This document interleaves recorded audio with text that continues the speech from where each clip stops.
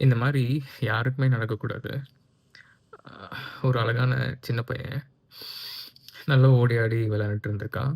திடீர்னு ஒரு நாள் உடம்பு சரியில்ல அப்படின்னு சொல்லி, அப்பா, அம்மா ஹாஸ்பிட்டல் கூட்டிட்டு போறாங்க. அப்போ ஹாஸ்பிட்டல்ல சொல்றாங்க, "உங்க பையனுக்கு ரொம்பவே ரேரான ஒரு டிசீஸ் வந்திருக்கு. டிஎம்டி அப்படின்னு சொல்லக்கூடிய ஒரு மஸ்குலர் ஜெனடிக் டிசீஸ். இத கியூர் பண்ணலாம்." அப்படின்னு ஒரு ஹோப் குடுக்குறாங்க. பேரண்ட்ஸும் சரிங்க ட்ரீட்மென்ட்க்கு எவ்வளோ ஆகும் அப்படின்னு கேட்குறாங்க.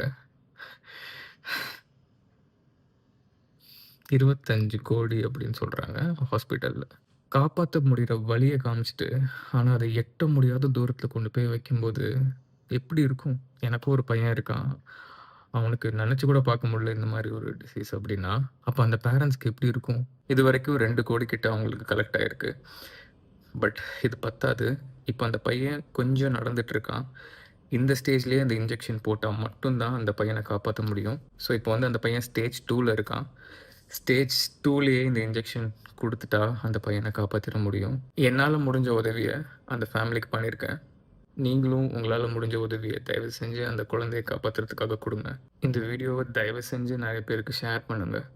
அண்ட் உங்களால முடிஞ்ச கான்ட்ரிபியூஷனும், உங்களால முடிஞ்ச ஒரு சின்ன தொகையும் அவங்களுக்கு டொனேட் பண்ணுங்க. ப்ளீஸ்.